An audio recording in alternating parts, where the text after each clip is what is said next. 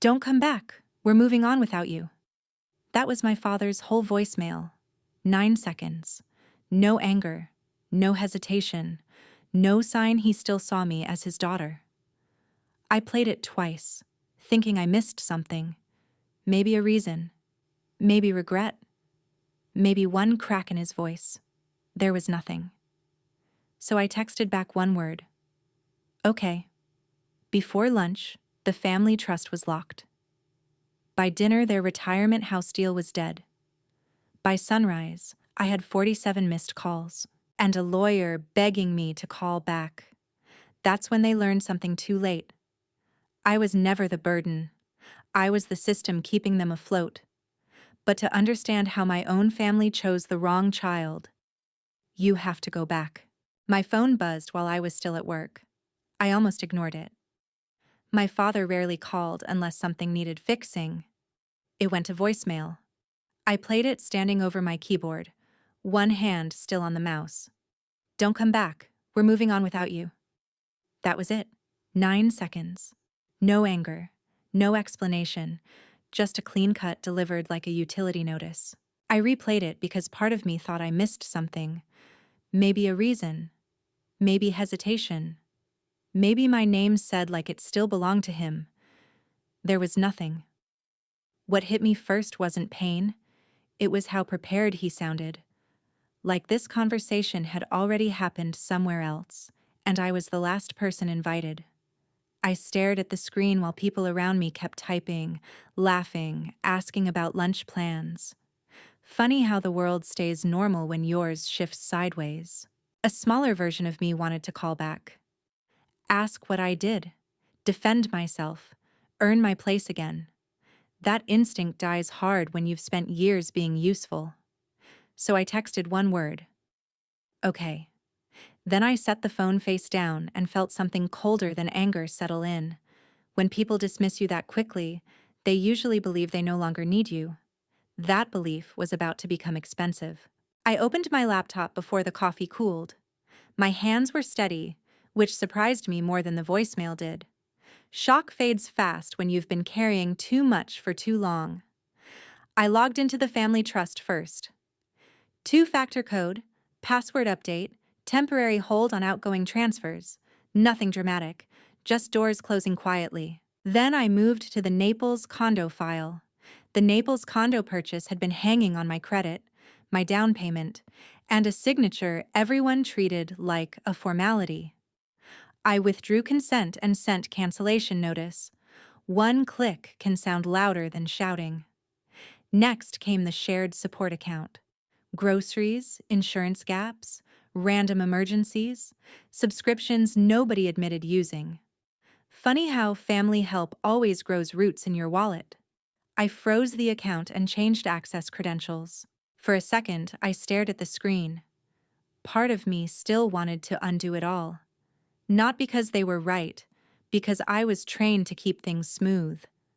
That's the trap with responsible people. We confuse peace with duty. So I kept going. I emailed the attorney requesting immediate review of all discretionary permissions. I flagged pending reimbursements. I archived every receipt I'd ever covered and every favor labeled temporary. By then, the office around me was waking up. Phones ringing, printers humming. Someone brought donuts into the break room. Meanwhile, an entire family structure had just learned it was built on invisible beams. I didn't feel triumphant. I felt clear. People think revenge is rage. Most of the time, it's administration. I closed the laptop, took one sip of cold coffee, and checked my phone. 3 missed calls already. They were learning faster than I expected. I woke up to my phone vibrating across the nightstand. Not ringing. Vibrating. Over and over. I reached for it and saw 47 missed calls. My father. My mother. 2 unknown numbers. My father again. Then Amanda. Then numbers I knew belonged to people who only called when something was already on fire. I set the phone back down and went to shower. That probably sounds cold. It wasn't. It was new. For years, every family emergency had trained me to respond first and feel later. I didn't realize how exhausted that made me until I chose silence. By the time I dressed, there were 6 voicemails waiting. I played only one. Rachel, this is Michael Carter. Please call me back immediately. We have a serious problem. Lawyers choose words carefully, so when one says serious problem, he usually means expensive problem. I actually laughed. Not loudly. Just once, standing in my bathroom with one shoe on, because 12 hours earlier, I was disposable. Now I was urgent. That's how it goes when people mistake your steadiness for furniture. They notice you most after removal. My mother texted next. Nobody meant it like that. Then another. Please call your father before this gets worse. Before this gets worse, as if I had started something instead of stopped carrying it. I slipped the phone into my bag, grabbed my keys, and headed to work. If they were panicking already, they still hadn't found the first real problem. I pulled into the office parking lot and sat there longer than usual. The calls kept coming, but my mind had already gone backward. People always ask how families get this entitled. Like it happens in one dramatic moment. It doesn't. It happens in favors repeated often enough to look permanent. I started helping when I was 22. Small things at first. Covering a utility bill when my father's overtime got cut. Paying for my mother's prescription when insurance lagged. Sending grocery money and pretending it was nothing. Back then, they thanked me. That's the dangerous stage. Gratitude makes you think the line is still visible. A few years later, my father tore his shoulder and couldn't work the same hours. He hated needing help, so he turned that anger sideways. Not at me directly. At the room, at the bills. At anything that reminded him life had changed. So I handled what I could. I called lenders, rearranged payment dates, negotiated late fees down, built spreadsheets no one asked to see, but everyone relied on. My mother would say, "I don't know what we'd do without you." Then ask for one more thing. That sentence cost me more than insults ever did. Because praise can be a leash when it always comes attached to labor. I got promoted at work around then. Better title, better money, more responsibility. I managed contracts, deadlines, permits, signatures, problems nobody noticed unless they exploded. Funny enough, that became my role at home too.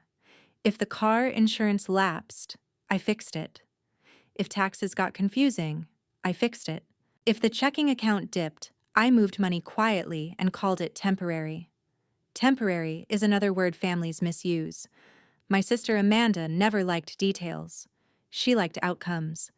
She'd arrive after the hard part, bring coffee, say something warm, then somehow leave sounding generous. I told myself not everyone contributes the same way. That was me protecting a pattern I already understood. When my parents said they were tired of renting, I believed them. They wanted something smaller, safer, warm weather, a place to grow older without panic every lease renewal. So I built a plan. I used my credit for a townhouse file, structured the down payment, set terms that protected everyone if payments stayed consistent. My name carried the risk. Their names carried the dream. I didn't resent that then. I thought love was supposed to feel expensive. Some nights I'd leave work late, stop by their house, fix a printer, reset a router, review mail piled on the counter, then drive home eating takeout fries from the bag. I remember sitting at red lights thinking I was tired for no clear reason. There was a reason. I was living 2 adult lives and being thanked like a guest. The strangest part is how normal it became. Once people depend on your strength, they stop seeing the weight of it. And once you build systems for others, they start believing the systems built themselves. Looking back, the voicemail wasn't the betrayal. It was the invoice. Years of quiet work suddenly presented back to me as something they were entitled to keep. I should have seen it sooner. Part of me did. I just kept choosing usefulness over truth. That choice gets expensive too.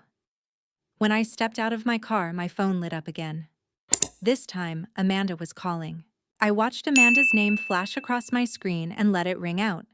Then she texted, "Hope you're proud of yourself." No hello, no question, no confusion, just accusation delivered a little too fast. That was my first real clue. Innocent people usually ask what happened. Guilty people rush to frame it. I slipped the phone into my purse, went upstairs, and tried to focus on work. Contracts, approvals, vendor calls, normal things. But once your mind catches one loose thread, it starts pulling. By noon, a cousin in Tampa texted me, "Heard you've been under a lot of pressure lately. Hope you're okay." An hour later, an old family friend emailed, "Don't make drastic decisions from burnout. Burnout, pressure, drastic decisions." 3 different people. Same language. Same soft concern. That's when I knew this didn't begin with the voicemail. The story had been circulating before I heard my own ending. Amanda was smart about one thing. She never lied loudly. She lied gently. She didn't say I was greedy. That would invite questions. She said I was overwhelmed. She didn't say unstable. She said stressed. She didn't say controlling. She said carrying too much and changing lately. People accept poison faster when it's wrapped as concern. I remembered dinners where she'd study me too carefully. "You seem tired, Liv. You doing okay? Still handling all their money?" At the time, it sounded casual. Looking back, she was laying track. Part of me hated how long it took to see it. Competent people miss manipulation all the time because we're busy solving visible problems. Liars work in the shadows created by that busyness. I searched old messages and found more than I wanted. Amanda asking odd questions about trust access, asking whether my name had to stay on everything, asking if I ever planned to step back. Not random questions. Inventory. Then the real estate agent accidentally solved the rest. She forwarded a cancellation update and included the prior thread.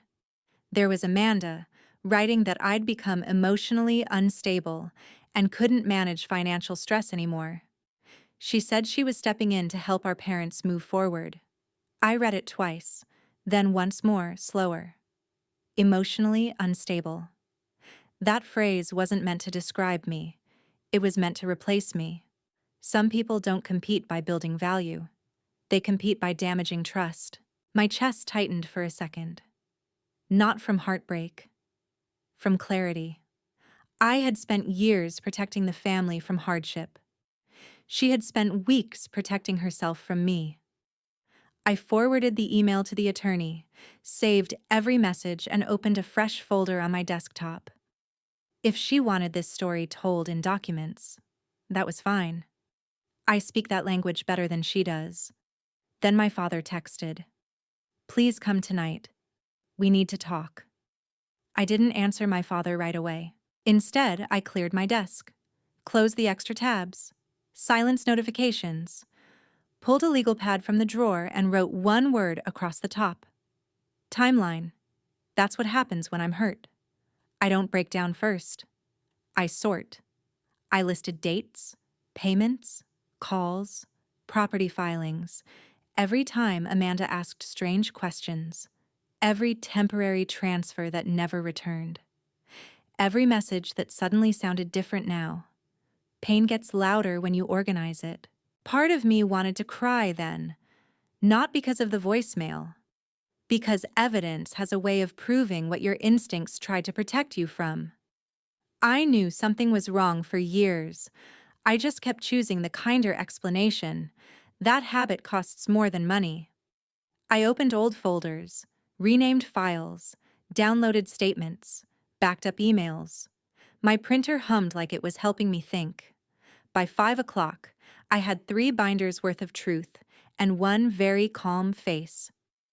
People assume calm means soft. Sometimes calm means prepared. My father texted again, Please don't make this bigger. I looked around my office and almost smiled.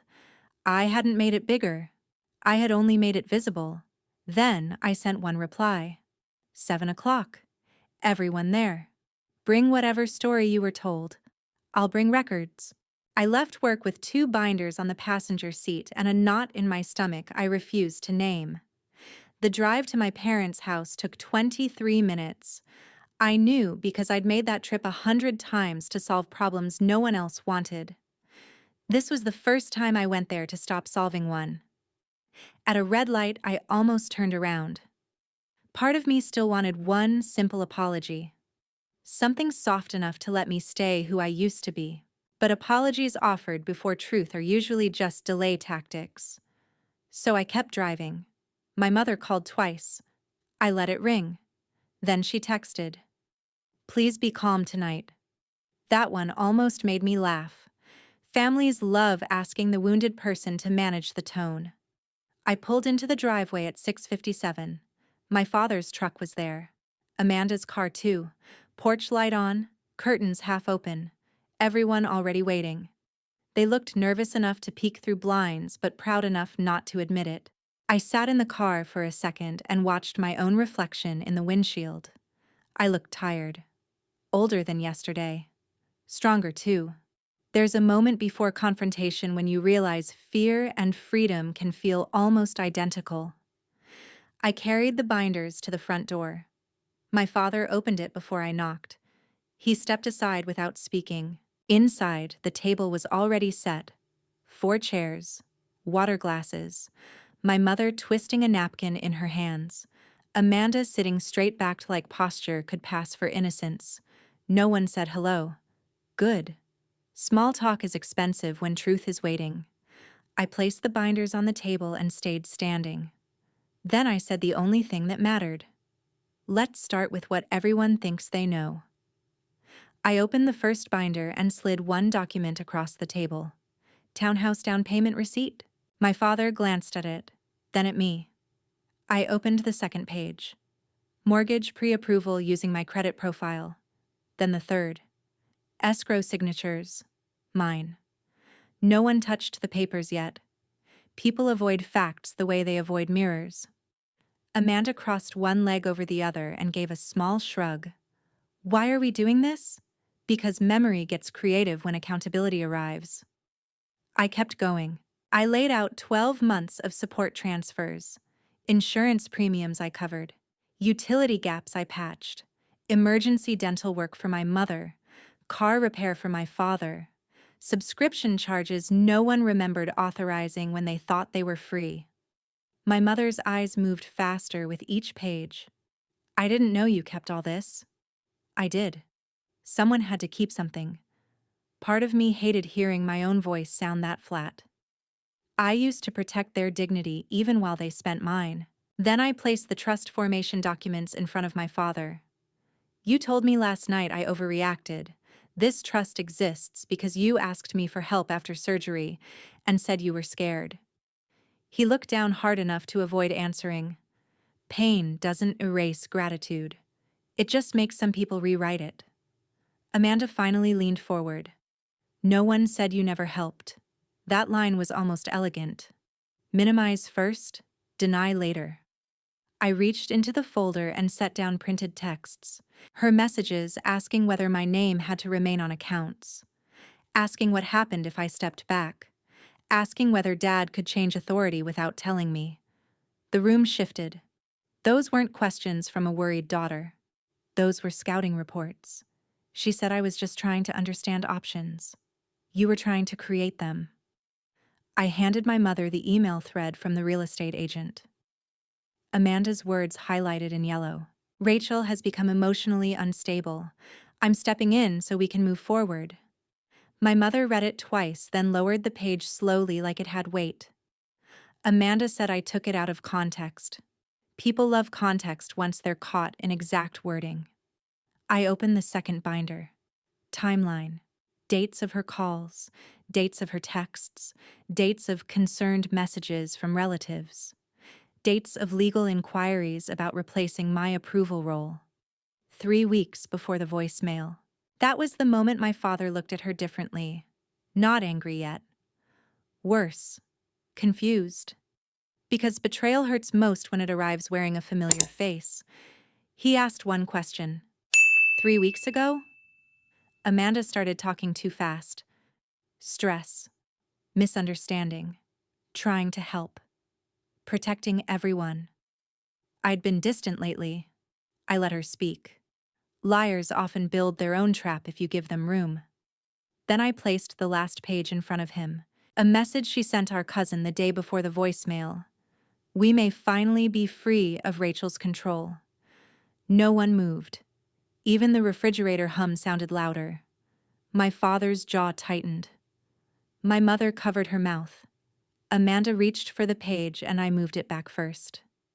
Not yet. Truth deserves a full minute in the room.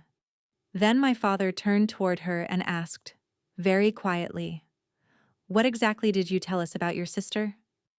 Amanda straightened in her chair like posture could save her. "I told them what I saw," she said. "Rachel's been different for months. Sharp, secretive, angry all the time." My mother looked at me, searching for a version of me that matched those words. There wasn't one. So Amanda kept talking. She said I'd threatened to cut them off. Said I wanted control of everything. Said I told her after dinner one night that maybe they needed to learn life without me. Then she exhaled like someone brave enough to tell the truth. That's the thing about practiced lies. They always come packaged as courage. I asked one question. "Which dinner?" She blinked. "What? Which dinner did I say that after?" She named a Thursday in March. My father frowned immediately. "We didn't eat together that Thursday. Your mother was at her sister's house. The first crack showed." Amanda pivoted fast. "Then maybe it was the next week." I'm not obsessed with dates, Rachel. Convenient people rarely are. I slid my calendar printout across the table. The next Thursday, I was in Chicago for work. Flight receipt attached. She didn't touch it. So I asked another question. "When did I threaten to cut them off?" "You said they depended on you too much." That wasn't an answer. It was a translation. Manipulators love rewriting plain language into ugly motives. I turned to my father. "I said you deserved a system that didn't rely on emergencies. That's in the email I sent you." I handed him the copy. He read it slowly. His ears went red. Amanda tried one more move. Fine. Maybe I misunderstood things. But everyone knew Rachel made people feel small. There it was. Not concern, not protection. Resentment. Some people don't hate your power. They hate what it reflects about their own choices. I asked her quietly. "Did you tell them I was unstable?" She hesitated half a second too long. I said I was worried. Cowardice often borrows softer words. My mother pushed back from the table like the air changed around her. My father stared at Amanda the way people stare at damage they helped invite inside. Then he asked the question that ended her. "Did you tell me to send that voicemail?" Silence. No speech. No tears yet. Just silence sitting where confidence used to be. And that was when everyone understood the same thing at once. She hadn't reported a problem. She had created one. My father stood so fast his chair hit the wall. My father stayed standing, one hand on the chair back like he needed something solid. My mother looked between us, then down at the papers spread across the table. Receipts, emails, dates. Her face changed the way weather does before a storm. Slowly, then all at once. I'd seen that look before on clients when they realized the contract they signed actually meant something. Amanda started crying then. Perfect timing. She said she was only trying to help. Said everyone had been stressed. Said she thought I was pulling away and wanted to protect the family. Protect. Some words get used so often they forget what they mean. My mother shook her head once, small and sharp. "No," she said. "You wanted her place." The room went quiet.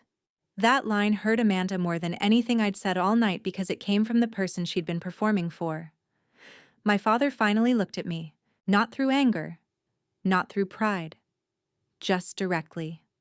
And I realized something I should have understood years earlier. Some parents don't fail in one moment. They fail a little at a time, every time believing the easier child over the honest one. He sat back down slowly.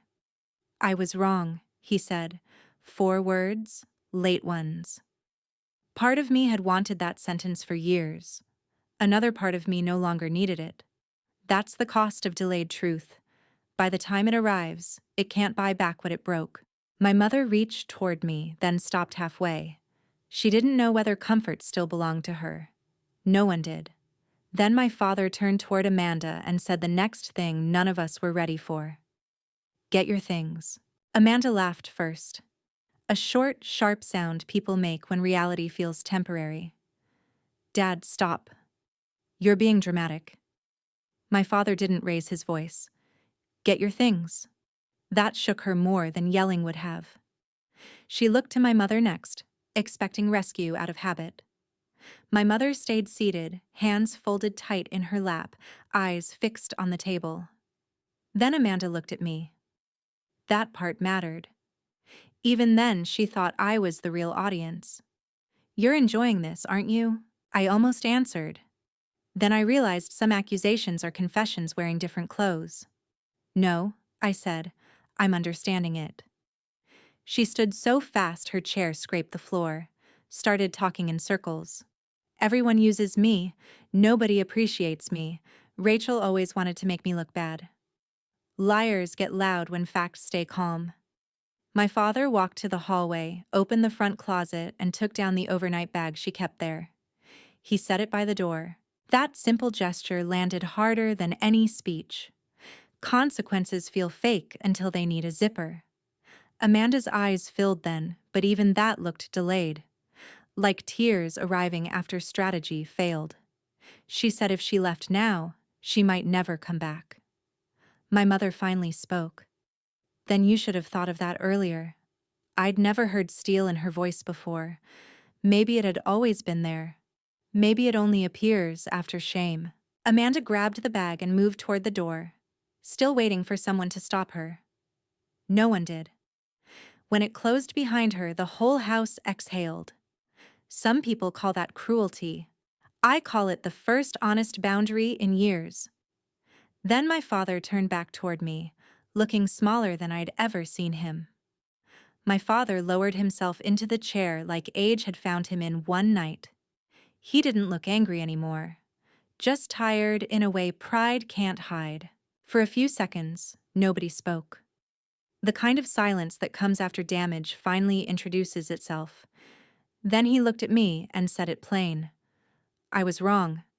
No speech before it. No excuses after it. That mattered more than tears would have. Some apologies fail because they ask to be understood first. This one didn't. He rubbed his hands together, eyes fixed on the table. "I chose the easy story," he said, "the one that made me feel less ashamed." That line stayed with me. Most betrayal isn't born from hate, it's born from convenience. My mother started crying softly beside him, real crying this time. No performance, just grief with nowhere to go. Part of me wanted to comfort her out of reflex. Old roles don't die quickly, but compassion without boundaries is how I got here. So I stayed still. My father nodded toward the binders. "You did all this for us?" I almost laughed at the question. "No," I said. "I did it with you in mind.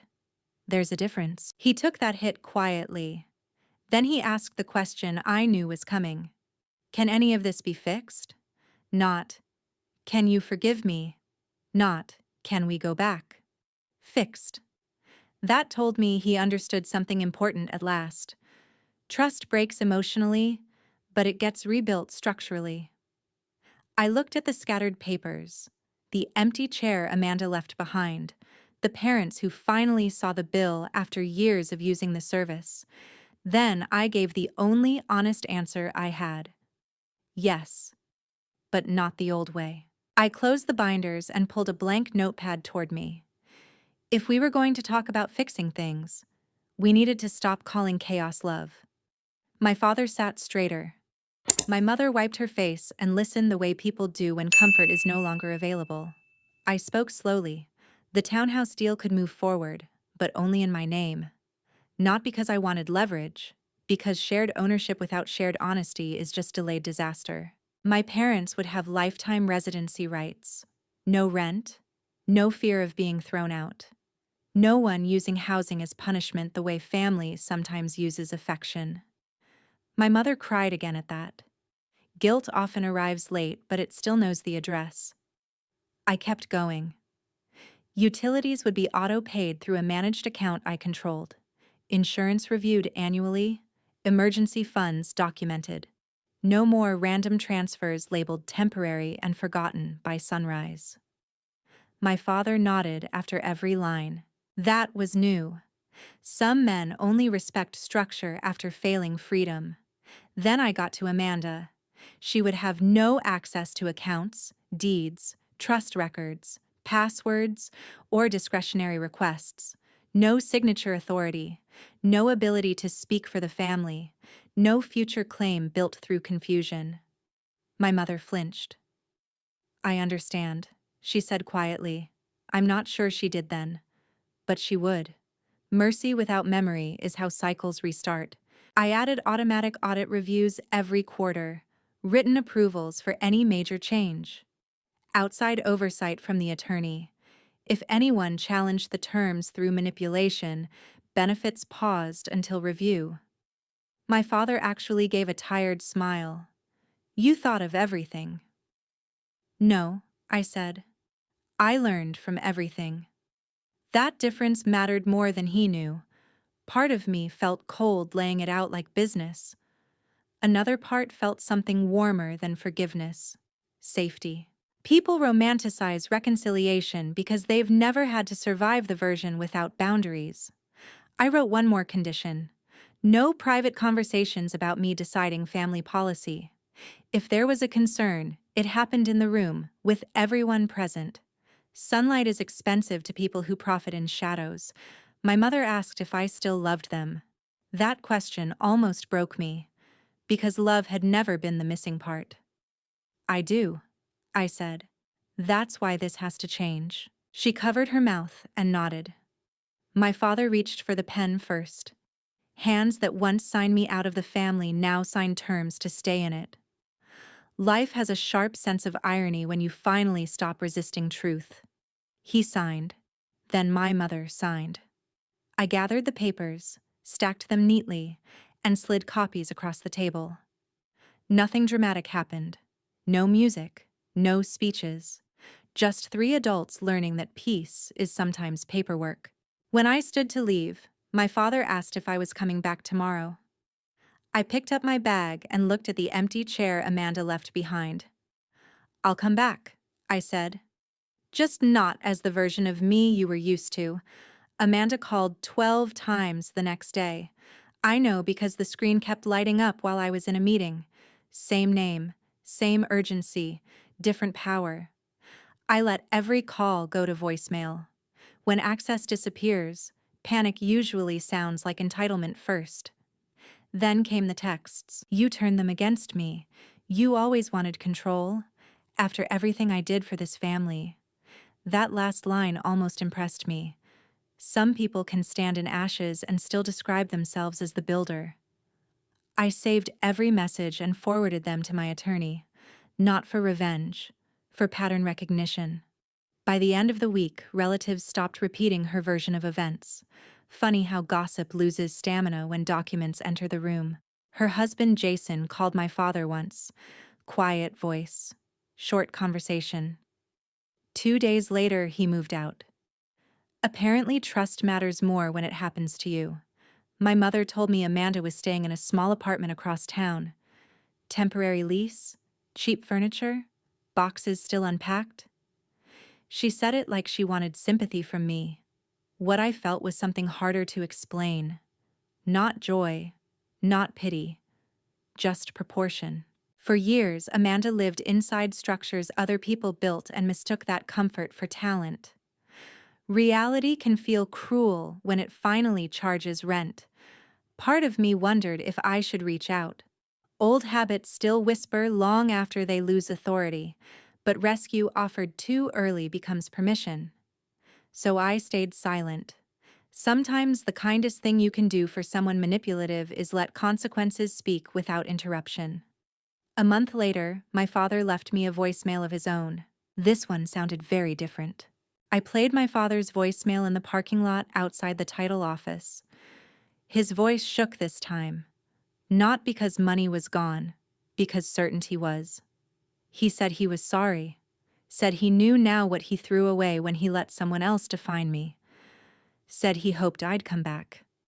I listened once and set the phone down. A month earlier, those words would have broken me open. Now they landed differently. Healing changes the value of things people once withheld. I looked through the windshield at the building, then down at the folder with my name on every page. Ownership papers, clean signatures, clear terms. For years, I thought being needed meant I belonged. It doesn't. Need can disappear the second convenience changes. Belonging is different. It protects you when you're inconvenient. That realization hurt more than the voicemail ever did. Part of me still wanted the old family back, the imagined one. The version where love naturally notices effort and loyalty naturally chooses truth. But grief often comes from losing things that never fully existed. So I called him back. I told him I'd help. I told him I'd visit. Then I told him something I needed to hear myself. I'm coming back differently.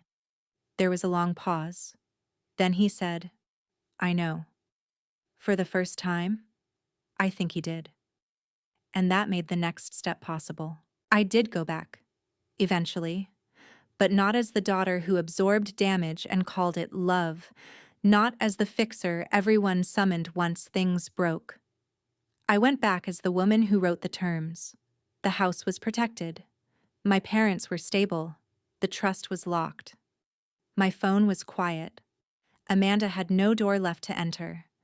People think revenge needs noise. It doesn't. Sometimes it looks like boundaries, signatures, and peace no one can take back. The family emergency was no longer mine to carry. It was theirs to survive. And for once, I let them. Sometimes the hardest lesson in life is learning that being needed is not the same as being valued. Many people spend years carrying family, work, and responsibilities, believing sacrifice alone earns respect. It doesn't. Real love includes honesty, gratitude, and boundaries. If someone only notices your worth when you step away, they were benefiting from you more than honoring you. There comes a time, especially later in life, when peace matters more than approval. Protect your energy. Help with love, but never at the cost of yourself. The strongest comeback is often quiet, clear, and built on self-respect.